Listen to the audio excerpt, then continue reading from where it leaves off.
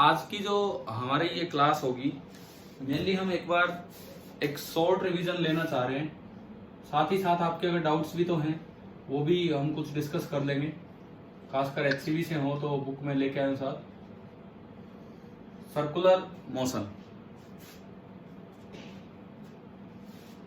देखिए हमने शुरुआत में पढ़ा काइनेमेटिक्स ऑफ सर्कुलर मोशन। आप ये बताओ एचसीवी की आपने कल एक सीपीपी भी किया था हमने स्कूल टाइम में, वो समझ आ ही गया होगा सभी को, है ना? उसमें कोई डाउट बचा है सीपीपी नंबर 3 में? नहीं। तो अब शुरुआत इसकी हमने की थी सबसे पहले काइनेमेटिक्स, सर्कुलर मोशन की काइनेमेटिक्स से हमने शुरुआत की, जिसमें केवल मैं काम की इक्वेशंस लिखूं तो omega is equal to d theta by d t, alpha is equal to d omega by d t, a centripetal that is equal to v square by r या omega square r, a tangential that is equal to alpha into r या d by d t of mod v या फिर v into D we by D s. Depend करेगा कि कौन सा v दिया हुआ है वेरिएबल में। और काइनेमेटिक्स की तो लगभग यही हमारी इक्वेशंस थी और इनसे ही हम सारी चीजें निकाल पा रहे थे। और जो a नेट होगा that is under root A C square plus A T square. और आपने ए सी अलग से निकालना सीख लिया, ए टी अलग से निकालना सीख लिया, और उनसे जो बाहर निकाला रेडियस ऑफ कर्वेचर, तो हमारा फॉर्मूला भी बन गया था V cube upon mod of A net जो भी होगा क्रॉस वी। आप ये बताओ अगर कल काइनेमेटिक्स ऑफ सर्कुलर मोशन पे मान लो एक ही सवाल आ जाए, सपोज, क्योंकि वर्क एनर्जी भी साथ आ रहे, एक ही सवाल आ जाए आपके टेस्ट में, क्या कर पाओगे? इन सब चीजों को यूज कर पाओगे वहां? हाँ भाई बताते चलो, तभी मैं फिर कुछ आगे बढ़ूं, कोई सवाल लेके चल। ठीक है ठीक है ठीक है। कल हमने एक सीपीपी 3 का लास्ट क्वेश्चन लिया था, क्वेश्चन नंबर 15। ध्यान, उसमें ये वाला रिलेशन यूज हुआ था, A tangential is equal to V into D we by D S. याद है ना ये वाली चीज? तो ठीक है, तो ये आपको खुद समझना होगा। और कई बार मैं एक और चीज आपको बताऊं, कई बार क्या होता है, जैसे स्पीड चेंज हो रही है लेकिन वो डायरेक्ट स्पीड ना देके, कई बार देखो क्वेश्चन को कैसे घुमाया जाता है। आपको ये दे दिया कि मैग्नीट्यूड ऑफ लीनियर मोमेंटम, ये आपको बता दिया कि magnitude of linear momentum this is varying with S, मतलब डिस्टेंस कवर्ड एज के एस। और अब वो पूछे कि ए टेंजेंशियल बताओ कितना होगा, क्या करना होगा? अब वो पूछे ए टेंजेंशियल बताओ कितना होगा, क्या करना होगा बताओ? m से डिवाइड। हाँ, m से डिवाइड करते ही मोड भी आ गया, m से डिवाइड करते ही मोड भी आ गया, और देन a टेंजेंशियल होगा v into D we by D s. तो v k by m into s, और d we by D s करोगे तो k बाई एम, और ये आपका आ गया k square by M square into S.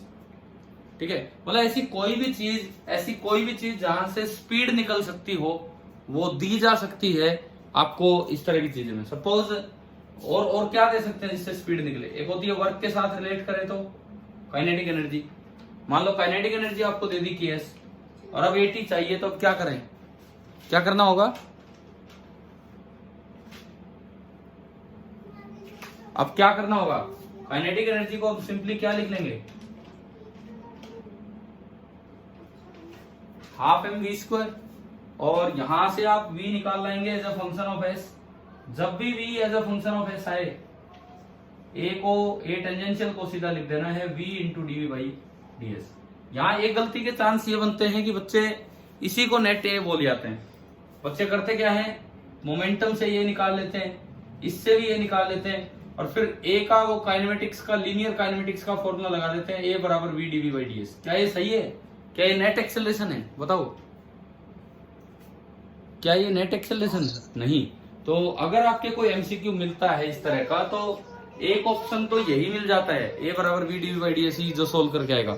लेकिन हमें ध्यान रखना है कि वो नेट एक्सेलरेशन नहीं है, अगर नेट पूछा है तो कुछ और भी बनेगा। ठीक है, जैसे मान लो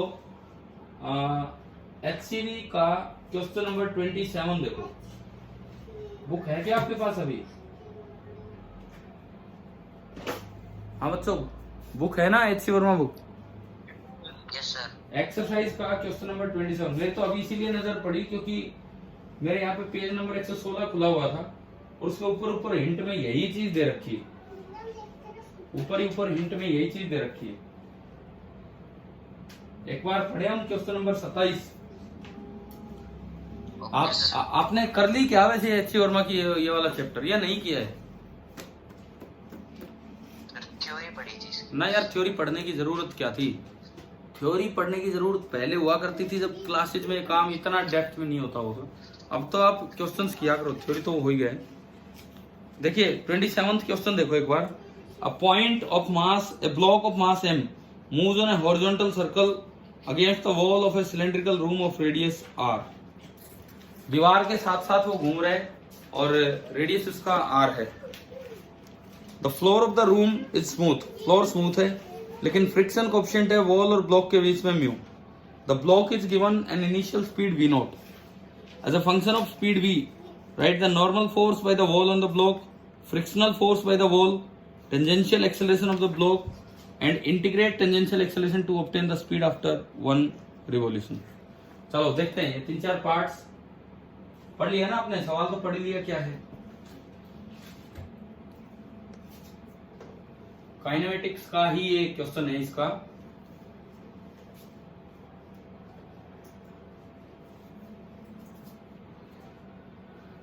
देखो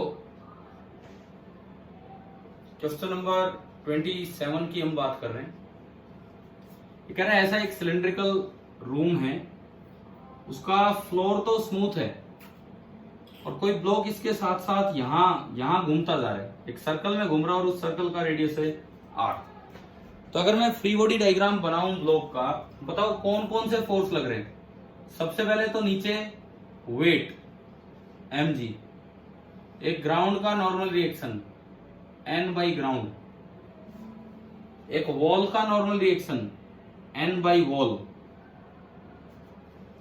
बस। या और कोई फोर्स है बताओ, बोलो यार बोलो। इतने ही फोर्स। कौन सा? जो आपकी दीवार है वो रफ है, दीवार अगर रफ है तो उसका एक फ्रिक्शन भी लगेगा। तो अगर ये आगे आ रहा है, अगर ये ब्लॉक आगे आ रहा है विद सम स्पीड v, तो इसको रोकने के लिए जो फ्रिक्शन लगेगा वो पीछे की तरफ लग रहा होगा, काइनेटिक फ्रिक्शन। ग्राउंड स्मूथ है, नीचे कोई फ्रिक्शन नहीं लगेगा, लेकिन वॉल ने लगाया होगा ये फ्रिक्शन। चलो ये 3-4 फोर्सेस समझ आ गए आपको, ठीक है। अब फर्स्ट पार्ट में पूछा है normal force by the wall, normal force by the wall. इसमें दो एक्सेलरेशंस होंगी, एक तो होगी टुवर्ड्स द सेंटर, सेंटर की तरफ कितनी एक्सेलरेशन, सेंटर की तरफ कितनी एक्सेलरेशन बोलो, सेंटर की तरफ कितनी एक्सेलरेशन v² बाई r। और एक होगी टेंजेंशियल एक्सेलरेशन जो फ्रिक्शन के कारण होगी पीछे at। तो अगर मैं वर्टिकल फोर्स बनाऊं तो एक ही इक्वेशन बनती है, force equation, n by ground is mg। Horizontally towards the centre बनाऊं तो एक ही फोर्स है, n by wall is equal to mass into v² by r। किसी भी वक्त अगर स्पीड v है तो ये फोर्स आपका हो जाएगा m into v² by r। और अगर आप फ्रिक्शन वाली इक्वेशन बनाते हैं तो F kinetic that is equal to m into a tangential, और F काइनेटिक को आप म्यू k इंटू n लिख सकते हो, n वॉल दीवार का, m इंटू a टेंजेंशियल। तो ये आपकी कुछ इक्वेशंस बनी। अब देखो फर्स्ट पार्ट में क्या पूछा इन्होंने। पहला part, normal force by the wall on the block. आ गए तो किसी भी समय जब स्पीड v होगी तो आप बताओ क्या नॉर्मल फोर्स निकालना आ गया आपको, है ना।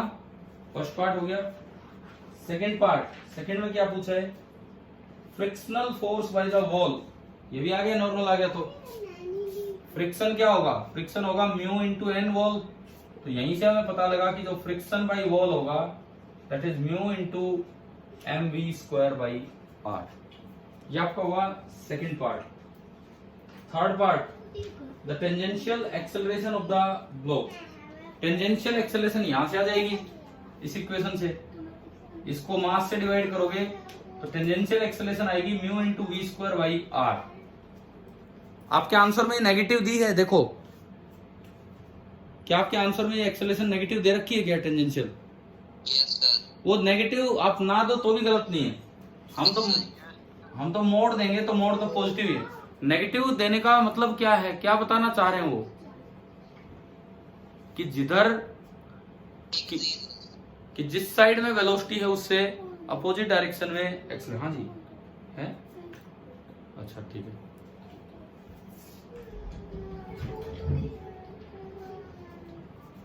हाँ भाई बताओ, ये 3 पार्ट समझ आ गए? पहले 3 पार्ट्स, ठीक है। फोर्थ पार्ट क्या है वो देखो, integrate the tangential acceleration to obtain the speed of the block after 1 revolution. आपकी जो टेंजेंशियल एक्सेलरेशन आई उसका इंटीग्रेशन करके स्पीड निकालो आफ्टर 1 रिवॉल्यूशन। कैसे निकालेंगे सुनो। अब ये यहां थोड़ा ध्यान देना, आपको माइनस प्लस की गलती हो जाती है। इनिशियल स्पीड कितनी है दी है क्वेश्चन में, वी नोट दी है ना, वी नोट। इनिशियल स्पीड होती है at time t equal to 0। मान लो eight time t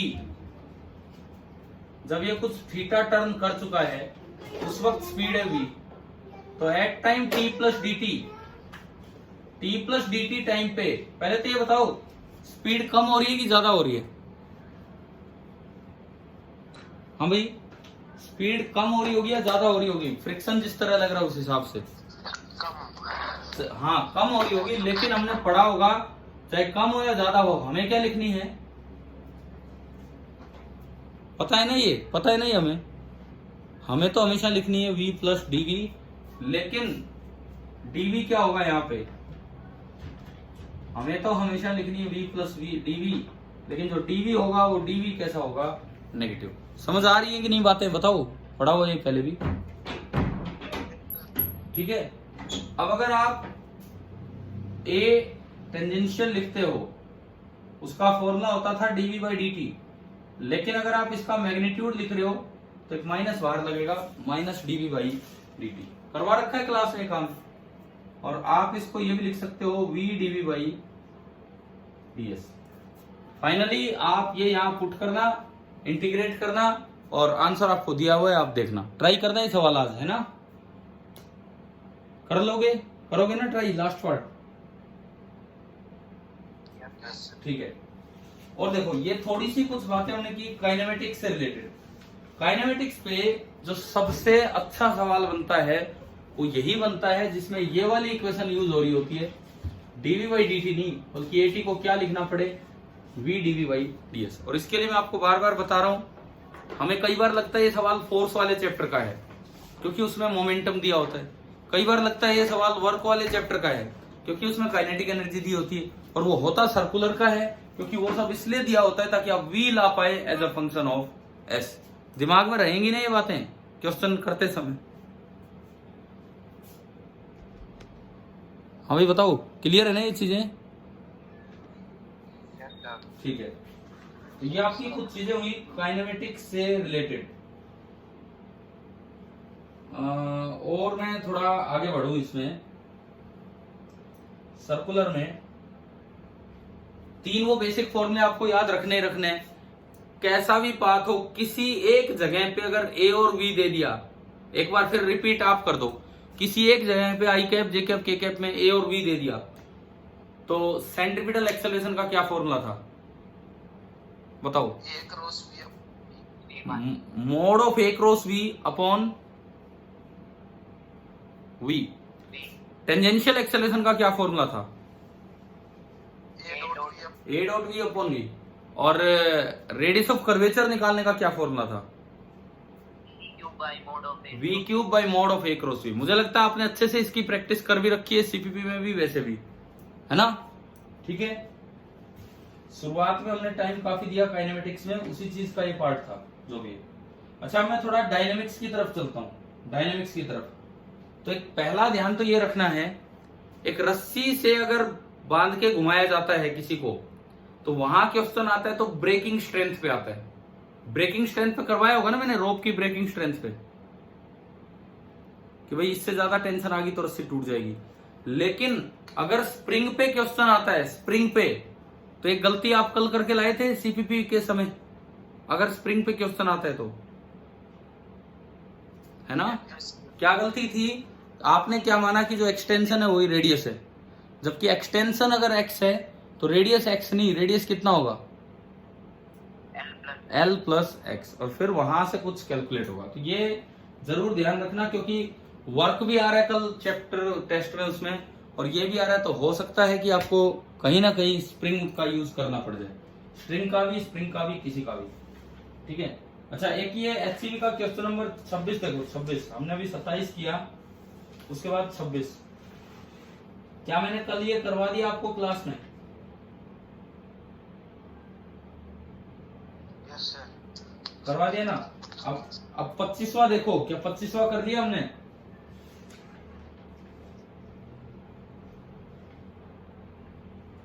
yes sir. 25वां भी कर लिया। 25वें में तो हाईएस्ट पॉइंट पे पूछा है, मैंने आपको साथ में एक और भी पॉइंट बताया था, कहाँ, 2 जगह करवाया था। इसके बाद पॉइंट ऑफ प्रोजेक्शन, आपको पॉइंट ऑफ प्रोजेक्शन पे भी निकालना आ गया है, आपको हाईएस्ट पॉइंट पे भी निकालना आ गया है, और आपको जनरल पॉइंट पे भी निकालना आ गया है। बताओ, ये चीजें दिमाग में तो रहेंगी ना अच्छे से? देखो, हमारा टारगेट यही है, हमारा टारगेट, आपका टारगेट यही है। मैं कहता हूं अगर 10 सवाल भी मिल जाएं, 10 से ज्यादा मिलने चाहिए, क्योंकि वर्क में भी तो ये होता है, 25 में से अगर 10 या 11 सवाल भी आपको मिल जाएं, आप उनमें स्कोर पहुंचाने की कोशिश करो अपना 40 तक। मैं कह रहा हूं आपका एवरेज स्कोर जो रहा है उससे काफी हाई आपका स्कोर चला जाएगा, जो भी आपका एवरेज स्कोर रहा है। एक बार करके तो देखना, और ध्यान से अटेम्प्ट करना। आप लोग सारे क्वेश्चन अटेम्प्ट कर आते हो, सारे क्यों करके आते हो? कम अटेम्प्ट करो, जितने आते हैं उतने अटेम्प्ट करो, तुक्के मत मारो, तो शायद स्कोर बढ़ेगा, कम नहीं होगा, स्कोर बढ़ेगा उस चीज से, ठीक है। डायनेमिक्स में मैं आगे बढ़ता हूं। पहला मैंने बताया रस्सी वाला पार्ट, दूसरा मैंने बताया स्प्रिंग वाला पार्ट, तीसरा जो ये हॉरिजॉन्टल सर्कुलर मोशन था, इसमें एक बड़ा इंपॉर्टेंट पार्ट होता है सर्कुलर टर्निंग ऑन रोड्स, बड़ा इंपॉर्टेंट पार्ट है। देखो, चीजें इतनी हैं, सवाल हर चीज पे नहीं आ सकता, बात सीधी सी है। चीजें इतनी हैं, किसी भी चीज पे सवाल आ सकता है, इनमें से किसी भी पार्ट पे, फिर वर्क भी आ रहा है साथ में, तो कुछ ना कुछ तो मिस होगा जो नहीं आ पाएगा। लेकिन पूरे चांस है कि सर्कुलर टर्निंग पे क्वेश्चन है। क्या पता फ्लैट टर्न पे आ जाए, फ्लैट टर्न पे आ जाए तो वीएक्स का क्या फॉर्मूला निकल के आया था हमारा, अंडर रूट कितना, म्यू आर जी, पढ़ा है, याद है ना? म्यू कौन सा लेना है, म्यू एस लेना है कि म्यू के लेना है? म्यू एस लेना है। वो म्यू एस बड़ा होता है कि छोटा होता है? अगर 2 दे रखे हो तो बड़े वाला होता है, ठीक है। ये तो हो गया सर्कुलर टर्न वाला case.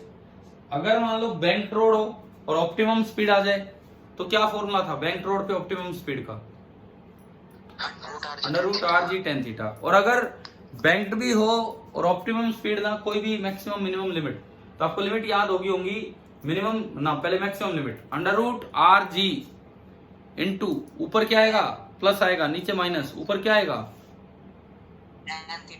Tan theta plus mu S upon 1 minus mu S ten theta. और मिनिमम लिमिट पे आप जाओगे तो क्या बनेगा, आर जी के साथ अंडर रूट में tan theta minus mu S upon 1 plus mu S tan theta. देखो, आप मैं कहता हूं कि अपने रिजल्ट्स बहुत अच्छे से याद करके जाओ। कई बार बच्चा सोचता है यार ये तो रटना हो गया, ये तो बेइज्जती सी बात है। अरे रटना कहाँ हो गया, क्या आपने फॉर्मूले डिराइव नहीं कर रखे क्या? वो निकाले हुए हैं ना एक एक चीज, ठीक है। तो उसको ढंग से आप लोग यूज किया कीजिए कि कैसे है कैसे नहीं। अच्छा, उसके बाद ये आपका हुआ हॉरिजॉन्टल सर्कुलर मोशन।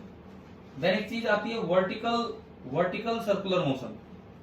लास्ट में 2 दिन मैंने आपको पढ़ाया वर्टिकल सर्कुलर मोशन। हाँ भाई, उसमें कोई प्रॉब्लम, क्या कुछ ध्यान है थोड़ा बहुत, क्या पढ़ाया था क्या नहीं? वर्टिकल सर्कुलर मोशन में अगर रस्सी से बंधा है तो लोवेस्ट पॉइंट पे मिनिमम स्पीड कितनी होनी चाहिए बताओ? रस्सी से बंधा है तो √5 GR नहीं, लोवेस्ट पॉइंट पे कितनी थी? √5 GR। मिडल पॉइंट पे √3 GR। टॉप पॉइंट पे √GR। और रस्सी का इक्विवेलेंट मैंने बताया था, पानी की भरी हुई बाल्टी है, उसको आप यूं उल्टा करते हो, वो भी रस्सी वाले फॉर्मूले लगेंगे। एक अंदर कोई सर्कुलर सा ट्रैक बना रखा है और उस पे अंदर कोई घूम रहा है, मतलब जो फॉल कर सकता है, जो गिर सकता है, वहां भी यही फॉर्मूले है। या फिर एक स्फेरिकल रोड है और उसके ऊपर कोई गाड़ी स्पीड से भगाता है, तो भी यही फॉर्मूला है। लेकिन तब ये मिनिमम का नहीं, तब ये फॉर्मूला किसका बन जाएगा? याद है? याद है ना ये चीजें, है ना? ये बताया था मैंने आपको, फॉर्मूला सेम है, लेकिन वहां इससे ज्यादा करने पे कॉन्टेक्ट ब्रेक होगा और अंदर इससे कम करने पे कॉन्टेक्ट ब्रेक होगा। समझ तो आ ही रहा होगा वो सब, ठीक है। रही बात टेंशन की, टेंशन की लोवेस्ट पॉइंट पे क्या इक्वेशन बनती है? लोवेस्ट पॉइंट पे mg किधर? नीचे, टेंशन ऊपर और एक्सेलरेशन ऊपर है, तो इक्वेशन बनती है T - mg = mv²/r। और उससे आपने टेंशन निकाली थी, तो मिनिमम टेंशन कितनी निकल के आई थी? 6 mg। मिड पॉइंट पे 3 mg और टॉप पॉइंट पे 0, ठीक है। लेकिन अगर स्ट्रिक्ट रोड हो, रिजिड रोड हो, या ऐसी कोई चीज हो जो वो फॉल ना कर सके, तो वहां पे क्या, थोड़ा सा मैंने कहा था, बस एक चीज याद कर लेना, टॉप पॉइंट पे वेलोसिटी 0 करोगे तो भी वो लूप कंप्लीट हो रहा होगा। तो रस्सी वाला केस था, उसमें टॉप पॉइंट पे क्या 0 किया था हमने? रस्सी वाला जो केस था उसमें टेंशन। रस्सी वाले केस में आपने टॉप पॉइंट पे टेंशन 0 की थी, लेकिन रिजिड रोड वाले केस में टॉप पॉइंट पे क्या 0 करेंगे आप? वेलोसिटी 0 करेंगे। और वेलोसिटी 0 करने से लोवेस्ट पॉइंट पे जो स्पीड निकल के आई थी, कितनी निकल के आई थी? अंडर रूट के अंदर 4GR। हाँ, √4GR, ठीक है। एक ना, एक कभी कोई सवाल में ये आगे तो इनका ध्यान रखना, पता लगे इनसे अटक गए। मैंने कल बता दिया था आपको, आरपीएम और आरपीएस, इनका मतलब तो समझ आ गया था हमें। रिवॉल्यूशन पर मिनट, रिवॉल्यूशन पर सेकंड, ये इनका मतलब है आरपीएम और आरपीएस का। रिवॉल्यूशन पर मिनट, रिवॉल्यूशन पर सेकंड, ठीक है भाई। देखो सुनो, कल पेपर आने दो, अगर 10 सवाल मिलते हैं सर्कुलर के, एग्जैक्ट तो तभी काउंट करेंगे पेपर में कितने हैं। अगर 10 सवाल मिलते हैं सर्कुलर के, तो मैं ये चाहूंगा उन 10 सवालों में हर एक बच्चा 35 से ऊपर स्कोर करे, मतलब 35 का मतलब तो ये है कि आपको 9 सवाल 10 में से सही करने पड़ेंगे। और होंगे सही ऐसा नहीं है, इससे बाहर कहाँ है यार, होंगे सही अगर आप ठीक ठाक से करके जाते हो, चीजें रिवाइज करके जाते हो। क्लियर है? आप इन जनरल मुझे बताओ, आपके पिछले टेस्ट में कोई भी एक बच्चा बताए फिजिक्स में क्या स्कोर रहता है? मैंने देखा नहीं आपकी क्लास का एवरेज लगभग कितना रहता है। टॉपर के कितने रहते हैं? टॉपर के तो अच्छे खासे होंगे, टॉपर के कितने रहते हैं? बोलो कोई। अच्छा, जो अटेंड कर रहे हैं क्लास, उनमें से कोई अपने ही मार्क्स बता दे कि कितने नंबर आए थे फिजिक्स में। सर 25 कुछ एवरेज था। 25 एवरेज था। 70 हाईएस्ट है। अच्छा, 70 हाईएस्ट और 25 एवरेज है। 25 ही 12th का एवरेज रहता है यार। एवरेज एकदम सुधर जाएगा अगर आप ये स्कोर सर्कुलर में लाके दिखा दो, तो एवरेज तो सुधरा पड़ा है। अगर इतना स्कोर आपका सर्कुलर में आ जाता है तो एवरेज तो सुधरा ही पड़ा है। और ऐसा थोड़ी कि वर्क में नहीं करोगे, वर्क में भी आप अच्छा करोगे तो क्या पता आप बहुत अच्छा स्कोर कर दो, ठीक है। एक बार थोड़ा सा स्ट्रेटेजी बना के पेपर दो, छाट के क्वेश्चंस करो, छाट के, तो अपने आप सही होंगी चीजें। एक छाटने का तरीका ये होता है, सर्कुलर या वर्क में जिसमें ज्यादा कमांड है, पहले उसके क्वेश्चन छाट के करते रहो।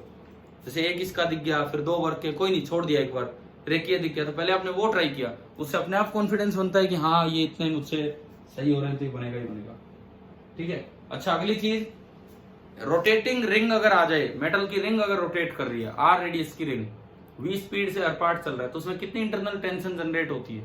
कल भी सीपीपी में एक सवाल, mv²/2πr। HCV का ये सोल्ड एग्जाम्पल था, ये जो था डायरेक्टली आपका सोल्ड एग्जाम्पल था HCV बुक से। अच्छा, अब देखो, मैंने कल आपको वो पढ़ाए थे लास्ट में, स्यूडो शूडो फोर्स आपको पढ़ाए थे एंड में जाके, है ना भाई, ध्यान है ना। एक बार मैं वो आपको बताऊं, उसमें सबसे ज्यादा चांस किस चीज के होते हैं? ट्रांसलेटिंग सर्कुलर में मिलेगा ऑब्जर्वर या रोटेटिंग सर्कुलर में मिलेगा, बताओ। ट्रांसलेटिंग। रोटेटिंग बहुत कम मिलता है क्योंकि रोटेटिंग में एक्सिस उसके साथ फिक्स करने पड़ते हैं। तो अगर ट्रांसलेटिंग सर्कुलर में मिले जब तो चीजें आसान है। मैं दिखाता हूं एक केस। सपोज ये कोई ब्लॉक है, इसका मास है m, और इस ब्लॉक के ऊपर ही हमने एक फ्रेम रख दिया।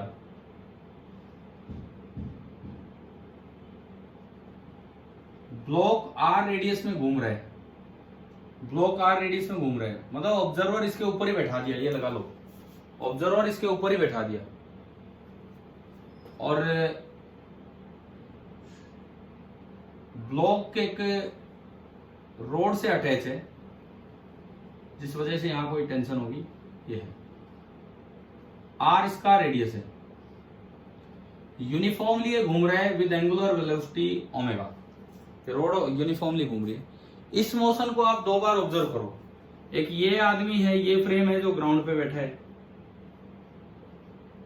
ये ऑब्जर्वर है जो ग्राउंड पे बैठा है, ठीक है, रेस्ट पे। एक ये ऑब्जर्वर है जो इसके साथ साथ घूम रहा है। आप सबसे पहले एफबीडीओ ब्लॉक बनवाओ, एफबीडीओ ब्लॉक, केवल रियल फोर्स, कोई शूडो फोर्स नहीं, केवल रियल फोर्स। एफबीडीओ ब्लॉक बनवाओ, केवल रियल फोर्स।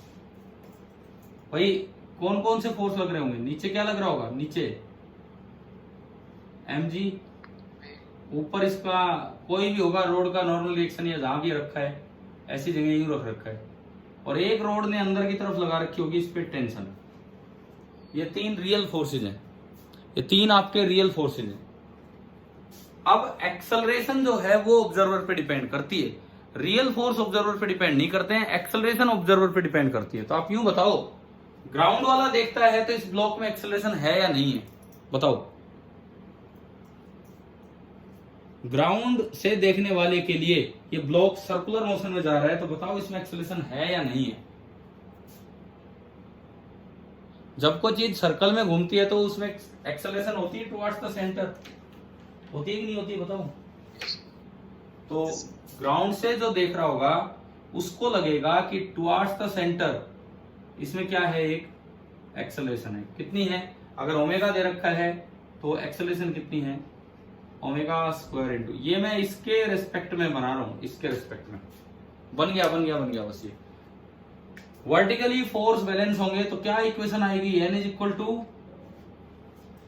mg, ठीक है। और हॉरिजॉन्टली एक फोर्स है बराबर मास इंटू एक्सेलरेशन, तो T बराबर m into omega square R. आप ये बताओ, इसके फ्रेम की इक्वेशन समझ आ गई क्या आपको? इसके फ्रेम की इक्वेशन समझ आ गई है? हाँ भाई, इसमें कोई डाउट ये ग्राउंड वाले इंसान के रिस्पेक्ट में? No sir. ठीक है, अब एक बार उस झूले वाले आदमी को देखते हैं। ये इसके ऊपर बैठा है, ये इसके ऊपर बैठा है, ये कैसा है? रोटेटिंग फ्रेम है या ट्रांसलेटिंग फ्रेम है, बताओ। ये रोटेट, ट्रांसलेटिंग। ये ओरिएंटेशन चेंज नहीं कर रहा है, ये सीधा बैठा है और ये खुद ही घूमता जा रहा है, लेकिन एक्सिस को टर्न नहीं करवा रहे, यानी कि ये ट्रांसलेटरी सर्कुलर मोशन है। तो यहां शूडो फोर्स उस तरीके से लगेगा जैसे ट्रांसलेशन मोशन में लगता था। कैसे लगाएं? इसका खुद का एक्सेलरेशन किधर है, बताओ। खुद का एक्सेलरेशन, इस आदमी का खुद का एक्सेलरेशन किधर है अगर ये सर्कल में जा रहा है तो? अरे इस आदमी का खुद का एक्सेलरेशन टुवर्ड्स द सेंटर है कि नहीं? कितना है? Omega square R. तो बताओ शूडो फोर्स किधर लगाना चाहिए? किधर लगाना चाहिए pseudo force? Opposite to the direction. अब मैं एक बार फिर से एफबीडी ऑफ ब्लॉक बनाता हूं, लेकिन इस इंसान के रिस्पेक्ट में, रियल फोर्स तब भी होंगे, वो नहीं गायब होने।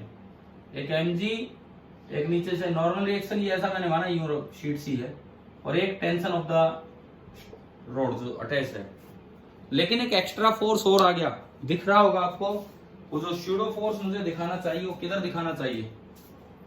शूडो फोर्स, इसकी खुद की एक्सेलरेशन इधर है, तो शूडो फोर्स बाहर लगेगा। एफ शूडो कितना लगेगा? मास ऑफ द ऑब्जेक्ट, याद है ना आपको ट्रांसलेटरी वाला शूडो, है ना? Mass of the object into acceleration of observer, और एक्सेलरेशन ऑफ ऑब्जर्वर कितना है? Omega square R. अब आप यूं बताओ, उस आदमी के रेस्पेक्ट में उस m मास की एक्सेलरेशन कितनी है? उस आदमी के रेस्पेक्ट में उस m मास की एक्सेलरेशन बताओ, बताओ जल्दी बताओ।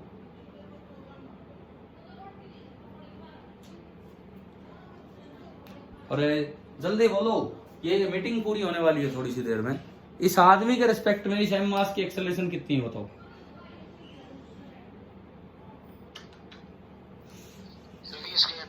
Zero zero zero zero. हर वक्त वो इंसान ब्लॉक के ऊपर बैठा है, तो क्या आदमी के रेस्पेक्ट में ब्लॉक की पोजीशन चेंज हो रही है कभी भी? आपको एक बस में बैठा दिया जाए, आपके को पैसेंजर की एक्सेलरेशन आपके लिए हमेशा कितनी होनी है? जीरो। समझ गए हो कि नहीं? बोलो एक बार, क्लियर है ना? देखो इसमें डाउट नहीं होना चाहिए। आपके रेस्पेक्ट में तो ब्लॉक हमेशा रेस्ट पे है, ठीक है?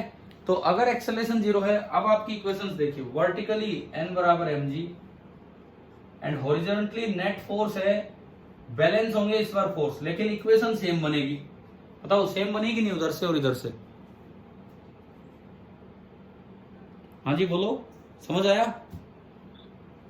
इक्वेशन सेम बनी, लेकिन यहां पे इक्वेशन थी फोर्स बराबर मास इनटू एक्सेलरेशन, और वहां पे एक्सेलरेशन नहीं है, वहां पे ये वाला फोर्स बराबर ये वाला फोर्स, T बराबर एफ पी। अभी बताओ क्या translating inertial non inertial frame का कॉन्सेप्ट समझ आ गया है कि नहीं? कैसे? बोलिए बच्चों प्लीज, क्लियर है ना? ठीक है। अब आप सर एक बार M3 का उसका नंबर 9 बताना। कौन सा दोबारा बोलो। 9th example. हाँ लो जल्दी देखो। Two blocks each of mass m are connected to the ends of a light frame as shown in the figure, ठीक है? The frame is rotated about vertical line of symmetry.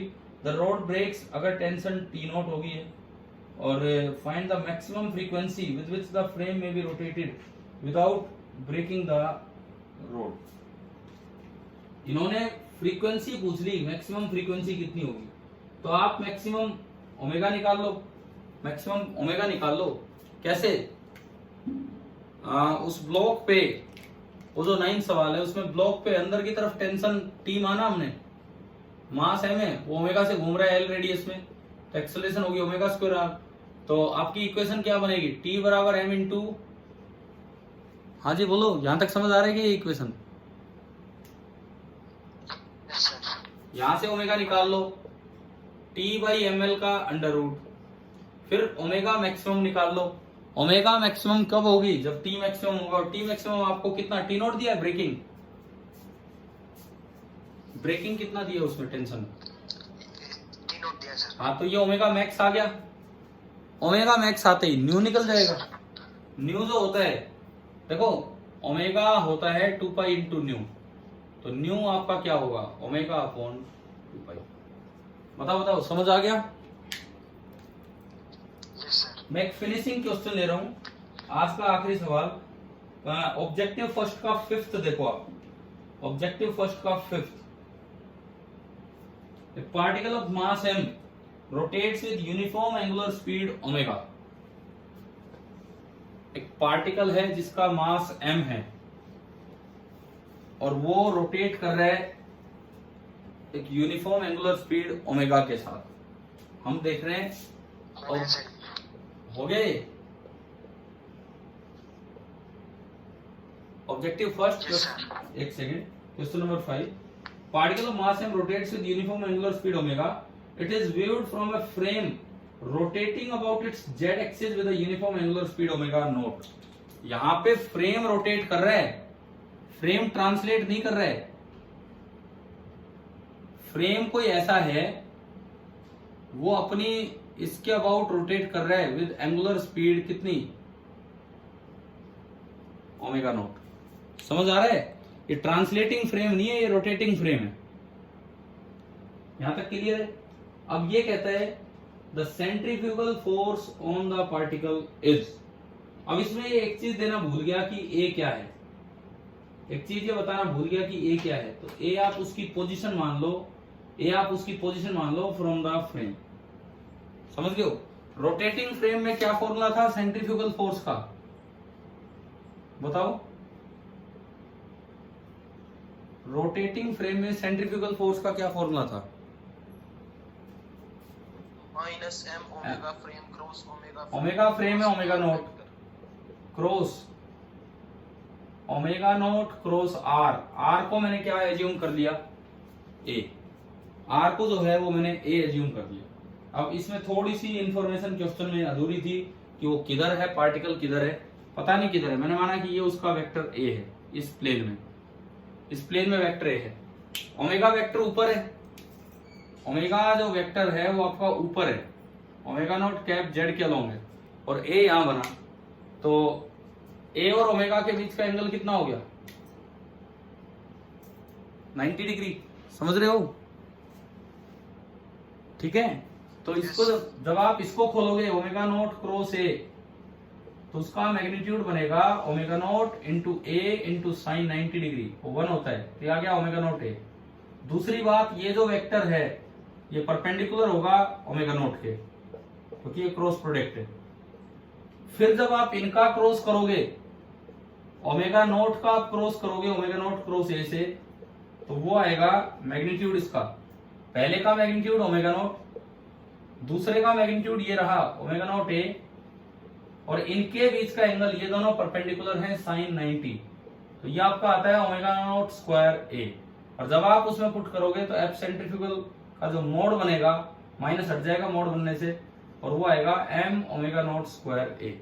मतलब centrifugal force में कभी भी particle का omega का कोई role नहीं होगा। समझ गए हो क्या? पांचवा सवाल क्लियर हुआ क्या था? Yes sir. देखो इसमें बच्चे कई बार गलती क्या करते हैं, वो ट्रांसलेशनल वाला करके और आंसर ले आते हैं, या आंसर देख के आंसर ले आते हैं, जबकि ट्रांसलेटिंग सर्कुलर नहीं है। कौन सा फ्रेम है? Rotating circular. आप यूं बताओ, आप में जिसने भी ये किया था, क्या ये फॉर्मूला लगा के किया था या वो ट्रांसलेशन वाले से किया था? फॉर्मूला लगा के। ये वाला फॉर्मूला लगा के, यस सर। ठीक है। लेकिन इसमें कुछ जानकारी अधूरी थी, तो ये इसका डायग्राम है, ए वेक्टर इस प्लेन में माना है हमने, ये जानकारी अधूरी थी इसमें। चलो भाई ठीक है, अब आप अपना रिवीजन करना, क्लास का टाइम बस खत्म होने वाली है मीटिंग। हाँ जी। 12th कौन सा, जल्दी बोलो। ऑब्जेक्टिव 1 भाई। ऑब्जेक्टिव 1 का 12th, ऑब्जेक्टिव 1 का 12th ट्रेन है। अच्छा ठीक है, फटाफट बता देता हूँ। धरती रोटेट करती है फ्रॉम वेस्ट टू ईस्ट। अर्थ जो हमारी है वो वेस्ट टू ईस्ट रोटेट करती है। तो जो ट्रेन वेस्ट टू ईस्ट जाएगी, जो ट्रेन वेस्ट टू ईस्ट जाएगी, उसकी स्पीड थोड़ी, देखिए बीच में आपकी मीटिंग ऑफ हो गई है, लेकिन मैं ऑब्जेक्टिव फर्स्ट का 12th पूरा कर देता हूं ताकि आप इस लेक्चर से आप समझ लें कि ये क्या सवाल था। समझ ही लीजिए, एक अच्छा सवाल है जो आपने पूछा है। ऑब्जेक्टिव फर्स्ट क्वेश्चन नंबर 12, ये कहता है a train A runs from east to west. ये अर्थ है, ये इसका एक्सिस ऑफ रोटेशन है, और इसके अबाउट ये रोटेट कर रही है विद एंगुलर स्पीड ओमेगा। धरती का ओमेगा काफी कम होता है। तो train A runs from east to west. देखो एक ट्रेन इधर से इधर है और एक ट्रेन इधर से इधर है। Train A runs from east to west and train B runs from west to east at the same speed along the equator. ये तो ट्रेन ए है और ये वाली ट्रेन बी है, इक्वेटर पे ये दोनों चल रही है, एक ईस्ट से वेस्ट की तरफ और एक वेस्ट से ईस्ट की तरफ, और धरती खुद ऐसे घूम रही है। तो किसकी नेट स्पीड ज्यादा होगी? एक तो जिधर ये ट्रेन जा रही है उधर अर्थ खुद भी चल रही है, तो इसकी नेट स्पीड ज्यादा होगी। तो ये ट्रेन तो जितना इधर आएगी थोड़ी सी धरती उसको पीछे ले जाएगी, तो इसकी नेट स्पीड कम होगी। यानी कि omega net of B is greater than omega net of A due to revolution of earth. This is due to the revolution of earth. अच्छा जी, अब ये पूछता है कि A presses the track with a force F1। A presses the track with a force F1 का मतलब है कि A पे जो नॉर्मल रिएक्शन लगा है वो F1 है, और B पे जो नॉर्मल रिएक्शन लगा है वो कितना है? F2। B पे उसका वेट लग रहा होगा, A पे उसका वेट लग रहा होगा टुवर्ड्स द सेंटर। इस तरह का काम है। तो ये कहता है F1 ज्यादा है कि F2। देखो B पे लगेगा mg, मान लो ट्रेन का मास सेम है, एक्सेलरेशन B की भी इधर है और एक्सेलरेशन A की भी टुवर्ड्स द सेंटर है, तो B की जो इक्वेशन बनेगी वो बनेगी mg माइनस nb जो कि F2 है, that is m into omega of B का square divided by radius of अर्थ। और जो A की इक्वेशन बनेगी A की, वो बनेगी mg minus F1 that is equal to m into omega of A का square by radius of earth. तो मैं अगर यहां से F2 निकाल लूं, F2 तो वो आ रहा है mg minus m omega B square by r।